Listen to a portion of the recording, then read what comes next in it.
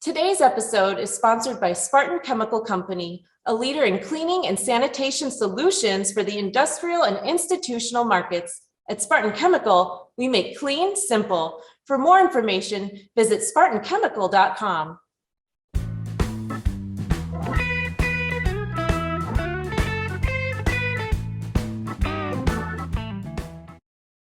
On today's program, I'm pleased to welcome Dr. Gavin Macgregor-Skinner, the Senior Director of GBAC. Gavin, I hope you're doing well. Doing great. Jeff, how are you doing today? I'm good. But you know, there's some news out there that's not so good. And that's what we're going to talk about today.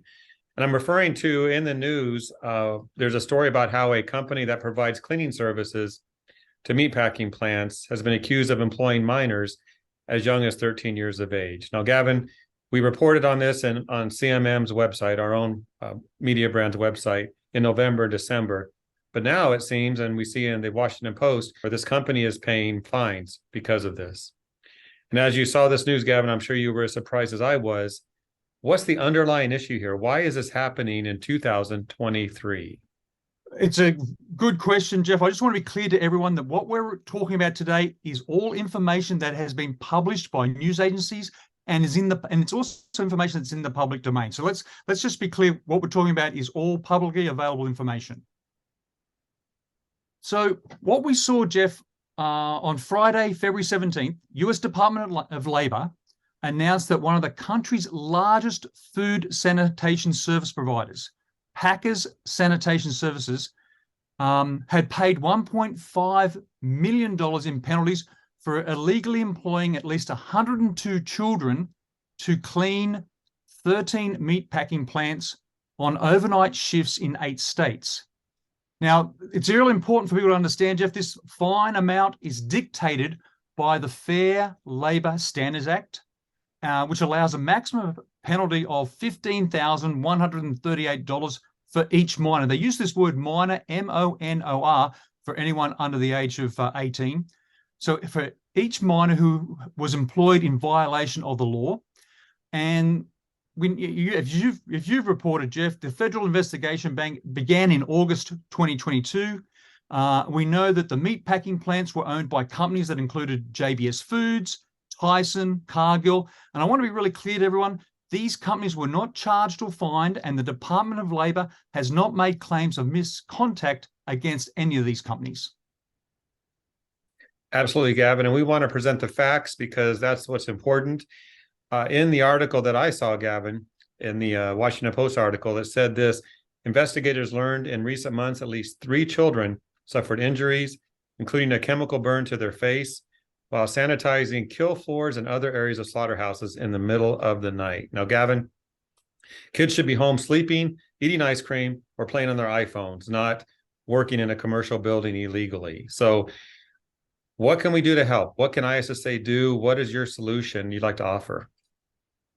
Well, I think it's really important that, ISSA, we're celebrating our 100th anniversary this year. Jeff, we are the facilitator of so many important discussions and working groups across all vectors, all verticals of the cleaning industry. So it's really important that we focus on now, what can the cleaning industry do and what can we do it better? You've heard us, you and I have said this many times, Jeff, cleaning professionals are essential. We know that meat packing facilities, they can't function, Jeff, unless they're clean to specific standards. That's really important. And that means that the cleaning professionals that work in a meat packing facility where hazards have been identified, risks assessments have been done, you've read the label, you need continuous education and training. You need a workforce development program. You need it to be in the native language of the workers. And in this case, all these kids spoke Spanish. We know that worker identification is a big problem in our industry, Jeff. How do workers in the cleaning industry, what do they need?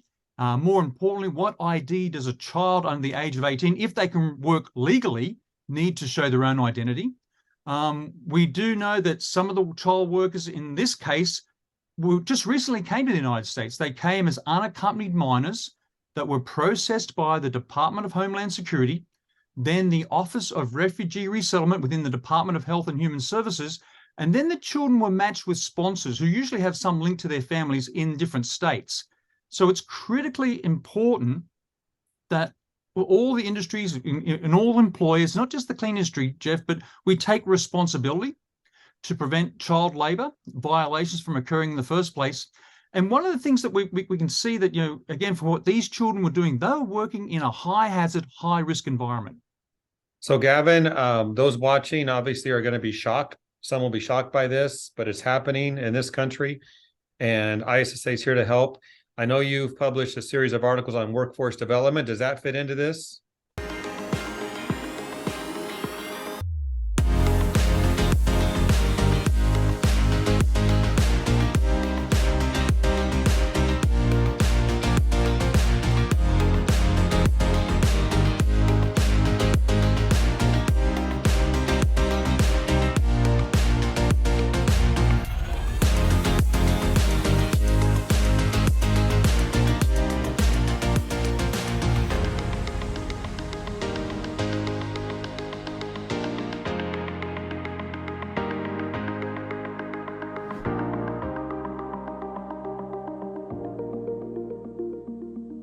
Yes, Jeff, it really does. Workforce development is about continuous improvement. It's about having metrics. It's about having indicators. It's about assessing what all our workers need from education and training to be in place so they can work safely, but also work to the standards that we set in the clean industry. So it's really important, Jeff, we look at, and we've seen some visuals. There's been some photos released publicly. What were these children actually doing? We can see that the children were wearing personal protection equipment, gloves, eye protection. They had safety glasses on. They had head protection like a hard hat. They were wearing rubber boots. They were wearing waterproof jackets and trousers.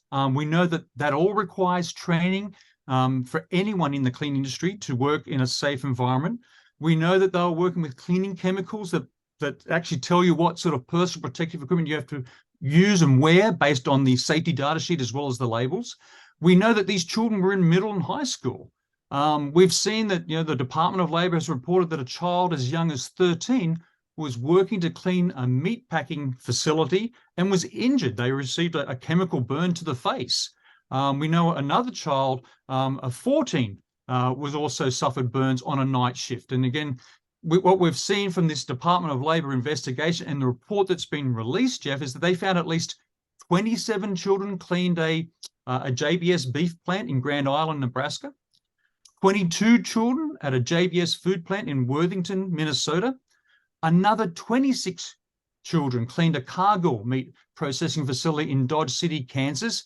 And again, the Department of Labor report shows us, or has revealed, that child labor violations at meat packing facilities where again, this Packers Sanitation Services Company cleaned facilities occurred in Minnesota, Indiana, Colorado, Arkansas, Tennessee, and Texas. So there's that here. They've broken the law with, what age can children actually work in a high hazardous environment after certain hours, like at night. But more importantly, Jeff, for all of the cleaning industry, how do we make training and education accessible in languages that people understand, in a way that people learn to use the equipment that we use, the products we use, to learn to use them safely and efficiently, so we actually know that what we're doing actually works.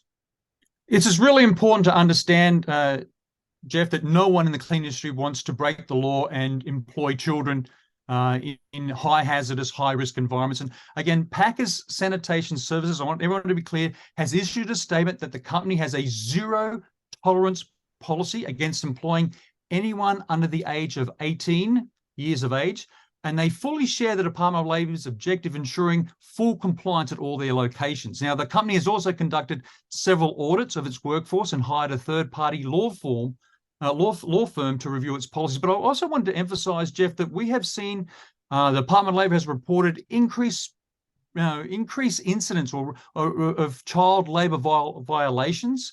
Department of Labor says that this increased from 2021 to 2022 by 37%. The number of children found to be illegally employed in hazardous occupations has increased in the past 7 years by 93%. But more importantly, Jeff, we're also seeing states like Iowa, which only just recently, about last month, has issued a new bill which would allow 14 and 15-year-olds to work in certain jobs in meatpacking facilities. There's another bill, Jeff, that was again this year by Minnesota, which would allow 16 and 17-year-olds to work in construction sites. So it's important for ISSA and all our members and everyone in the clean industry to have these conversations, to come together, to understand that no one in the clean industry should put children at risk in the workplace, and no one should violate labor laws. We need to have those conversations. But more importantly, as well as having those very, very important conversations, we'd like to sit down with everyone in the clean industry and to come up with solutions for workforce development, solutions for accessibility of training and education, accessibility of that training and education, Jeff, in languages that people understand, and to help all essential cleaning professionals have the appropriate personal identification so that those mistakes don't get made again. We don't recruit people that don't have proper identification, and we can't verify their date of birth. Mm-hmm. Well, it all makes sense. And as this issue continues to evolve and these conversations you mentioned start to happen, we'll keep everyone apprised of this through our media channels. Thank you, Gavin. Thanks, Jeff.